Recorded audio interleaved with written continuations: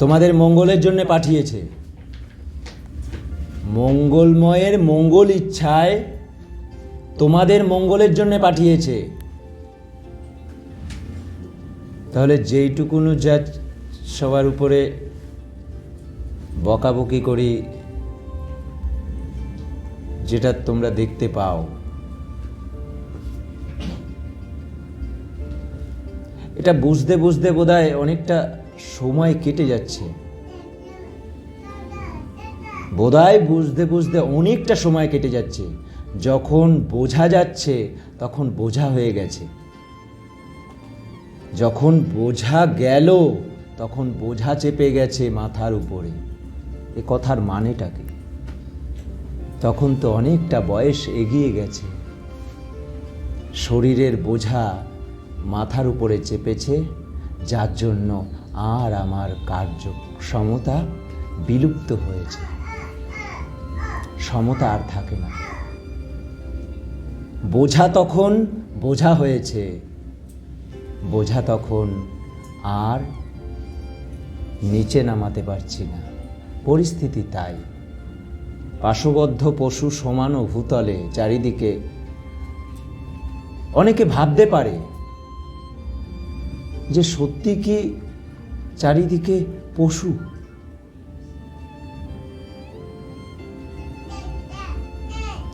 যারা পাপী বেশি তাদের বোধ শক্তি কম।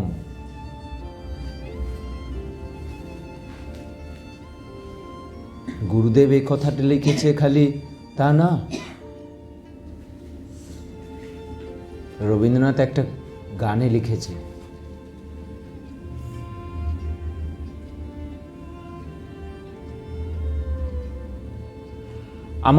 আমি তোমার কাছে যাই,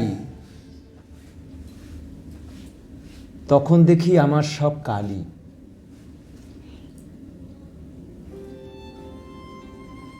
তোমার দিকে যখন তাকাই তখন নিজেকে দেখি শুধু অন্ধকার, কালো। কখন দেখা যায়? যখন গুণকে ভালোভাবে আমরা জানতে পারি।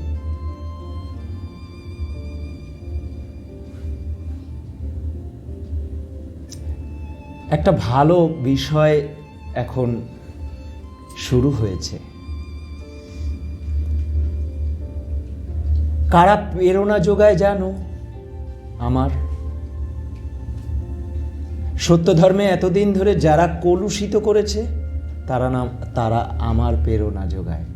জানো, খুব সুন্দরভাবে আমাকে উদ্ভাসিত করে, ত্বরান্বিত করে, আরও বলার শক্তি তৈরি করে দেয়। তারা অমঙ্গল না, সত্য ধর্মকে বোঝবার জন্য যারা এতদিন ধরে বোঝে নাই, আর তারা অনেকে বলে ফেলছে, অনেকে কোথায় বারবার বলা হচ্ছে, বারবার বলা হচ্ছে, প্রশ্ন করলে তারা উত্তর দিতে পারে না। তাদের প্রশ্ন করা হয়, উত্তর তারা দেয় না। যে যে প্রশ্নগুলো করে সেগুলো অতি শিশু, তারা ওই প্রশ্নগুলো করে। আমার মনে হয় তার থেকে অনেক উন্নত কয়েকটি শিশু এসছে। তার ভিতরে একটি শিশু বলছে, এমন এমন অবস্থা সৃষ্টি করে মা বাবাকে, মা বাবা অবাক হয়ে যায়, আসলে আমি ওদেরকে শেখাবো না ও আমাকে শেখাবে, এই পরিস্থিতি হচ্ছে। সেই সন্তানকে মানুষ করতে গেলে কেমন পরিশ্রম করতে হবে, নিজেকে আগে সুন্দর করতে হয়। সন্তান মানুষ সোজা না, সব থেকে কঠিন। এই জন্যই তো বলছে চারিদিকে পশু। এই ভূমণ্ডলে যা আছে সব পশু, এটা আমার কথা না। ভূমণ্ডলে যা আছে সব হচ্ছে পশু। এই পশু কতদিন থাকব? যারা আমাকে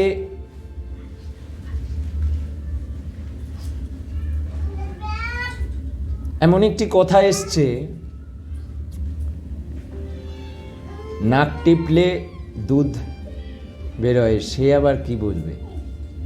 আচ্ছা ঠিক আছে, আমি তো সত্যি আমাকে বাচ্চা করে রেখেছে,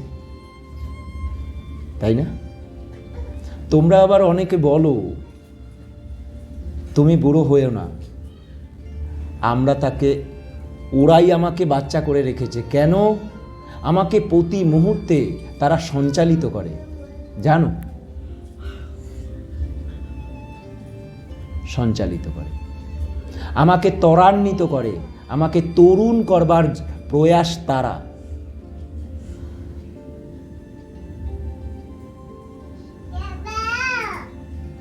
শক্তি কোথা থেকে আসে?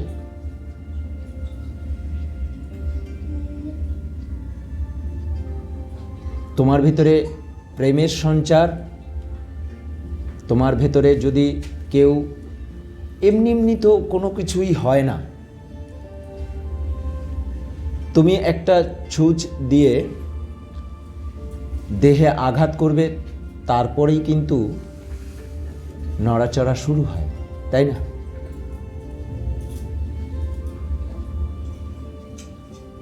তাহলে আমার ভেতরে নড়াচড়া কারা করছে? যারা ছুঁচ ফোটাতে পারে। আমার ব্যথা লাগে, আমি সত্যের পূজারী, কথাগুলো ভালো লাগবে না। যারা আমার পাশে তারা থাকবে প্রতিনিয়ত, তারা শকুনের মতন। আমি বারবার বলছি, আমার কাছে যারা আছে, তোমরা যারা আছো, তারা কিন্তু শকুন। কিসের শকুন? শকুন তীব্র দৃষ্টিতে, বহু দূর থেকে তার দৃষ্টি স্পষ্ট। আমার দিকে কিন্তু তোমরা খুব গভীর দৃষ্টিতে তাকিয়ে আছো। যদি না তাকাতে তাহলে এখানে থাকতে পারতে না। শকুন কি করে জানো? এখানে শকুন কিন্তু খুব ভালো, আমার শকুনগুলো খুব ভালো। কেন?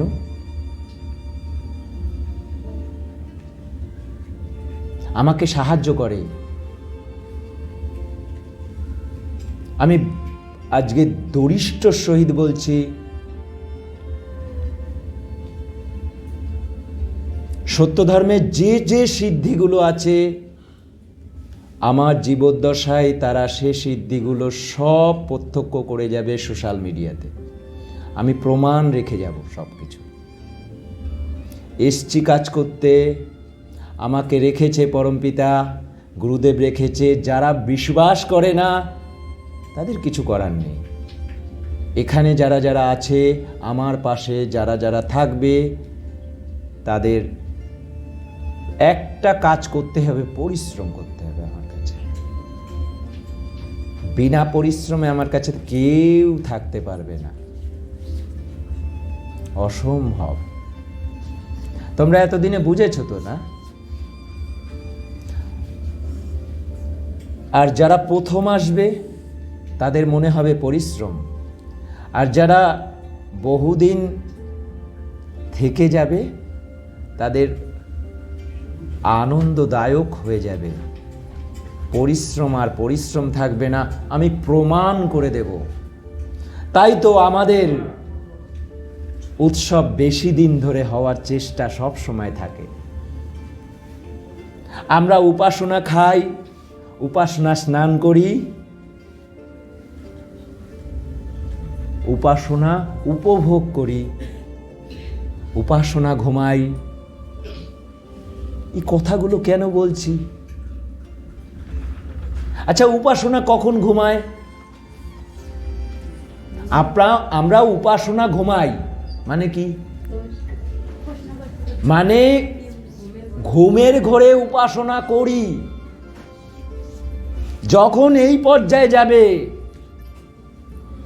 সর্বসময় উপাসনায় সে সাধক সাধিকা ব্যস্ত থাকবে, একপ্রীত থাকবে। কি করে সম্ভব? প্রতিটি কর্মের, সংসারের প্রতিটি কর্মের পরম পিতার ধ্যানে নিমগ্ন থাকা এ কি অনায়াসে হয়? অনায়াসে হয় না। 50 বর্ষ ধরে আকাঙ্ক্ষা করিয়া কেউ কেউ বলে এখন আসিয়া আসিয়া 2 দিন উপাসনা করিয়া বলে আমি নিত্য পরম পিতার উপাসনায় রহিয়াছি। 50 বর্ষ ধরে আকাঙ্ক্ষা করিয়া আছি সদা সর্বস্ব বিসর্জন দিয়া। এ কথা গুরুদেব বলেছে। গুরুদেবের থেকে এই চুনাপুটি যারা হয়ে রয়েছে এখন,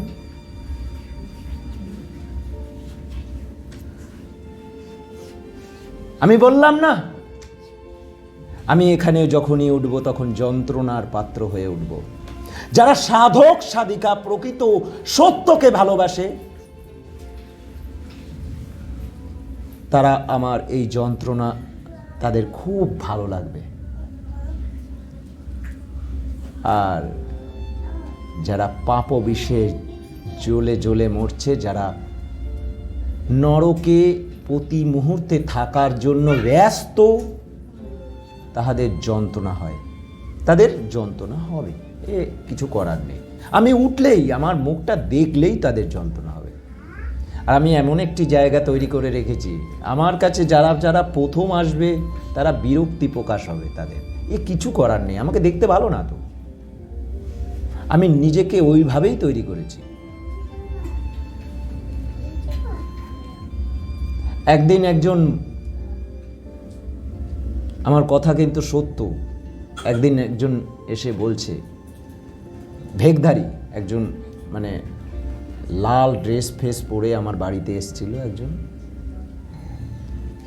মানে অন্য এই তথাকথিত বাজারের সব সাধক সাধিকা।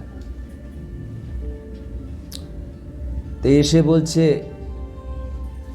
গুরুদেবের ছবি দেখে বিরক্তি প্রকাশ করছে,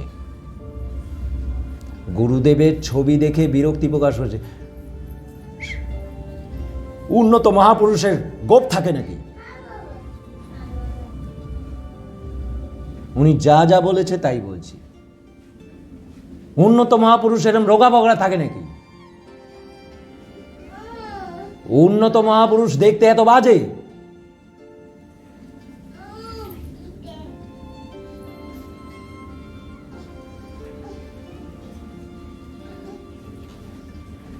আমি তখন কষ্ট পেয়েছি।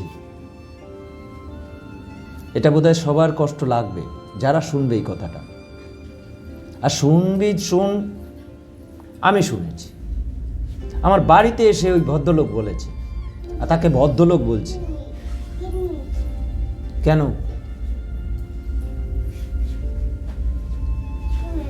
তারা নরকে আছে তো, নরকের মানুষ নরকের কথাই বলবে, তারা সাধকই চেনে না, তারা সাধক চেনে না। তারা নাদুস নুদুস যে চেহারা হয়, দেখলেই জৌলস, অপরূপ সুন্দর, এবং নাদুস নুদুস হবে,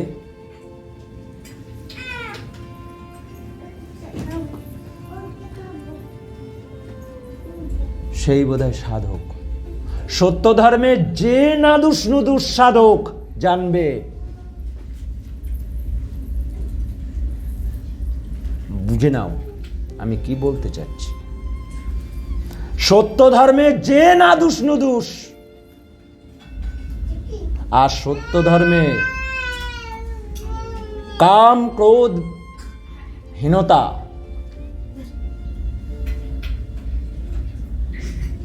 ক্ষুধাহীন নিদ্রাহীন সুধাহীন তৃষ্ণাহীন নিদ্রারহিততা অবস্থা, যার প্রথম জীবনে সাধকের না হয়েছে সে সাধক না। সবাইকে বলছি সাধকের প্রথম গুণ এটা, এটা হতেই হবে। আর সব ভণ্ডামি,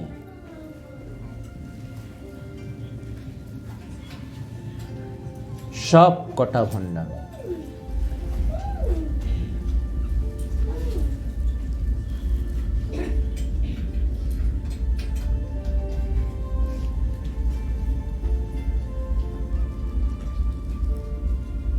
আসলে যারা কষ্ট করতে চায় না, অলস, তাদের ওইগুলোই ভালো। ওই যে আশেপাশে নানান জায়গায় ওই বঙ্গ থেকে এই বঙ্গ যেখানে যা উৎসব চলছে, এই শিশির উৎসব, তারা অলস, তারা উপাসনা ভালোবাসে না, দেখানো উপাসনা করে। একটি কথা আসলো এখন,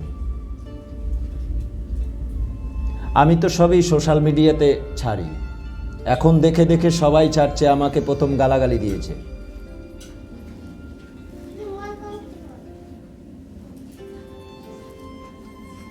প্রণব বড় হচ্ছে, ছিলই না তো, প্রণব বড় হচ্ছে।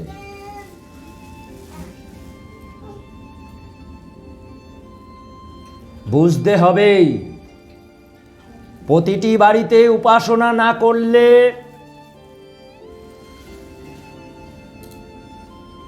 সে পশু, তার নরক অবধারিত। উপাসনা করো, না হলে নরকে থাকো, একটি গানে গুরুদেব বলেছে, উপাসনা করো, না হলে নরকে থাকো।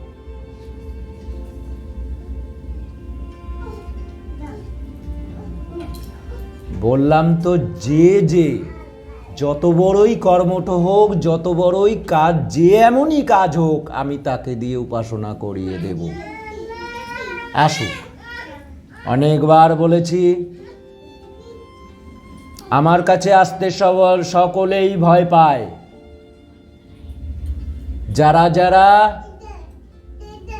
ভয় পায় আসেনি, এসে এই অবস্থা দেখে ছুটে চলে গেছে এখান থেকে। অনেকেই এসছে, দুই একজন ছিটেপোটা করে দুই একজন এসছে।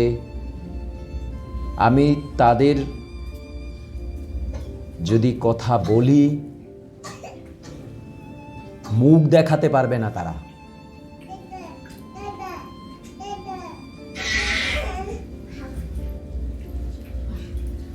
আমি কি এইগুলো বলার জন্য এখানে এসেছি? না,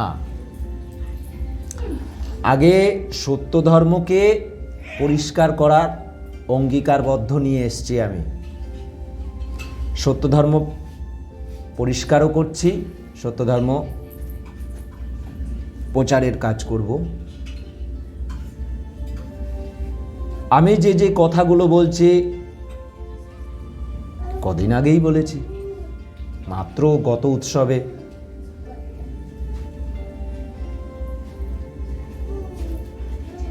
আমি কালকে আরো কিছু জানাবো, তার প্রমাণ গুরুদেব দিয়ে গেছে। এর আগেও প্রমাণ দিয়েছে।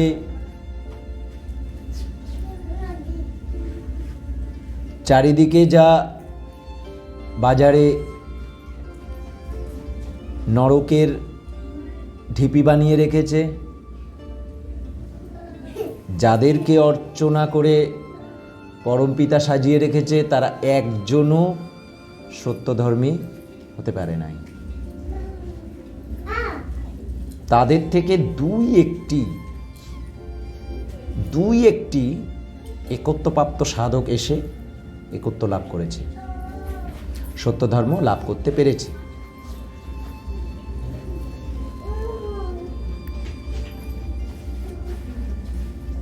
আমি আবার বলছি, যতগুলো সিদ্ধি আছে, কিন্তু এসে হঠাৎ করে যদি ওই সিদ্ধি দেখতে চায়, হবে না, হবে না। থাকতে হবে, দাঁত কামড়ে থাকতে হবে, এখানে পাবে। বহু কিছু করা হয়েছে, সবাই সিদ্ধি দেখতে চায়, চায় তো, সবাই সিদ্ধি দেখতে চায়, কেননা এখানে যে সিদ্ধির কথা বলা আছে সেগুলো কিন্তু অতি কঠিন। গুরুদেব বলছে এতকাল যা হয়েছে, এতকাল আত্মাকর্ষণ বলে যেগুলো সমাজের চারিদিকে যে প্রচলিত আছে সব মিথ্যা।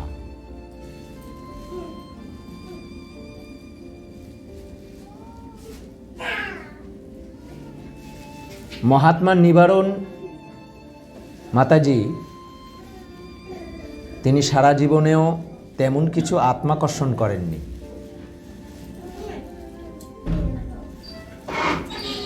তেমন কিছু আত্মাকর্ষণ তিনি করেননি তার দেহে।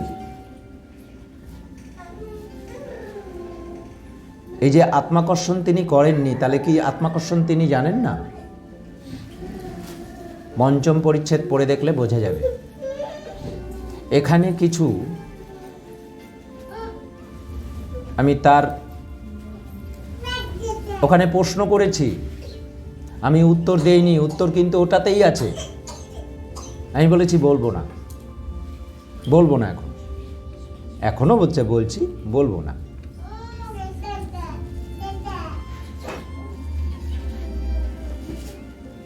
আমি এরপরের থেকে অনেকগুলো প্রশ্ন করে রাখবো, যারা তার উত্তর যেন দেয় ওই সাবজেক্টের ভেতরেই তার উত্তর থাকবে। এইরকম প্রশ্ন আসে না তোমরা স্কুলে মানে কলেজে, এরকম ধরনের প্রশ্ন আসে না? প্রশ্নর ভেতরেই উত্তর আছে, এরকম হয়। হাই এডুকেশনে এগুলো থাকে, প্রশ্নের ভেতরে উত্তর থাকে, ওইখানে প্রশ্নের ভেতর থেকেই উত্তর বের করে উত্তর দিতে হয়। সেরকম কিছু এরপরের থেকে আমি দেখব। এরপর পণ্ডিত না চারিদিকে খুব পাণ্ডিত্য দেখানো হচ্ছে না, আমি পাণ্ডিত্য দেখব, এরপরে উত্তর চাইব। আমি ঠিক এইরকমভাবেই করব। আমি প্রশ্ন করব, প্রশ্নের ভিতরেই উত্তর থাকবে, উত্তর দিতে বলবো, উত্তরটা দিক। বললাম তো পাণ্ডিত্য দিয়ে সত্য ধর্ম হয় না, প্রেম দিয়ে হয়। আমি প্রেমিক তেমন কিছু হতে পারি নাই, তিনি আমাকে ভালোবাসেন, সেই ভালোবাসার জন্যে আছি।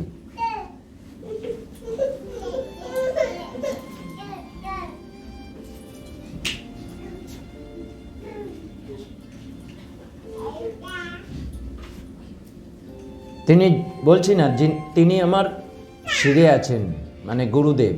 এখানে তিনি বলতে পরমপিতা তো সবার ভেতরেই আছে। আরে সবার ভেতরে আছে বলেই তো আমাকে খোঁচা দেয়, তাই না? পরমপিতা সবার ভেতরে আছে বলেই আমাকে তারাই আমাকে পাঠিয়েছে, আমাকে নাড়াবে দেবে না?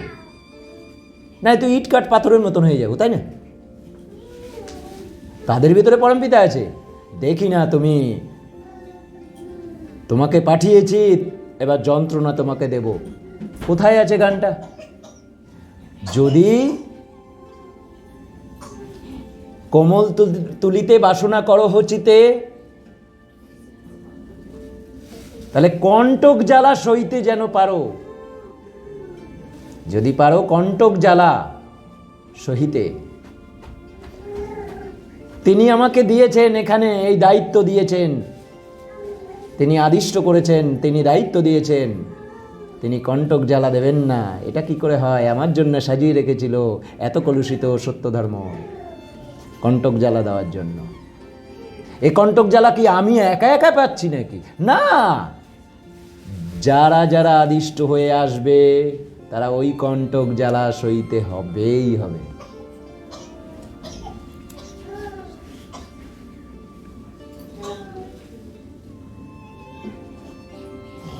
এটা যেন, আর এখানে কেউ ছাড়বে না কিন্তু। আমি বললাম না তোমরা আমার শকুন, তোমরা ছাড়বে? আমি যদি একটা ভুল করি তোমরা ছাড়বে আমাকে? ছাড়বে না, কখনো ছাড়বে না। আমি বলছি তো ছাড়বে না। টুকরে টুকরে মাংস যেমন খায় আমাকেও খাবে তোমরা, মেরে ফেলবে আমাকে। যদি আমি একটা ভুল করি ওই মাংসের মতন খাবলে খাবলে খেয়ে নেবে তোমরা।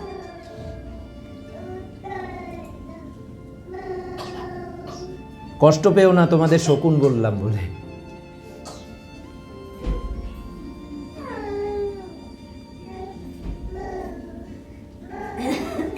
অভিমানবিহীনতা, নিঃস্বার্থতা, আর কোনো স্বার্থ নিয়ে যায়নি। একটি স্বার্থ, চৈতন্য স্বার্থ, চৈতন্য শক্তি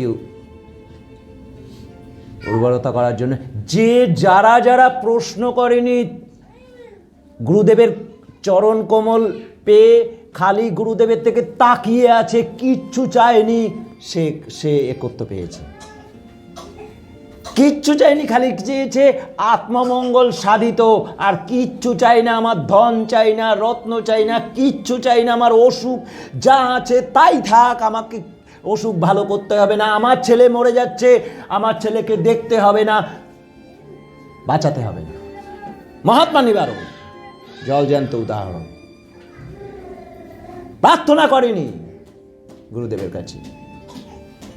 তোমরা পারবে সহ্য করতে? তোমরা পারবে? জলজান্ত ছেলেটা চলে যাচ্ছে, ছেলেটা বলছে, বাবা তুমি যদি প্রার্থনা করো আমি তাহলে থাকতে পারি। প্রার্থনা করেনি। কতটা গুরু ভক্তি পরায়ণ! আরে বাবা যখন বলছে আদিষ্ট হয়েছে, আসতে বাবা, থাকতে বাবা, দেখতে বাবা, এত বড় সাহস কার আছে? গুরুনাথের ছিল। কিন্তু গুরুনাথ এগুলো বলেছে, আমি তোমারই নাথ, আমারই ধন হে তুমি, তোমার মঙ্গল চরণে পড়ে আছি সদা আমি। বৃক্ষলতা তিনাদি সকলই বিভু বলে আমাকে, তবু তো তোমার অন্ত পাই না। বলেনি গুরুদেব? বলেছে তো, আমি আদিষ্ট। এমন এমন কথা বলেছে কল্পনাতীত। ভোলানাথ বলছে, কে বিশ্বাস করে? এ কথা বিশ্বাস করে না। ভোলানাথ বলছে, আমার থেকে তুমি, গুরুনাথ তুমি আমার থেকে উন্নত হয়ে গেলে। বলেনি?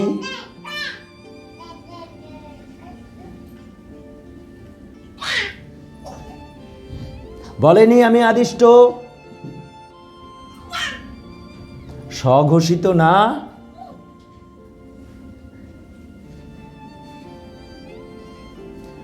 বারবার স্বঘোষিত হবে সত্যধর্মে। কেননা তোমরা অন্ধ, তোমরা দেখতে পাও না। তাই এসে আমি এসছি জানাতে হবে। তারপর পরীক্ষা করো না। এই তোমরা পরীক্ষা করো না আমাকে প্রতি মুহূর্তে। আমি যারা যারা দূরে রয়েছে তাদেরকে আমি আহ্বান করছি,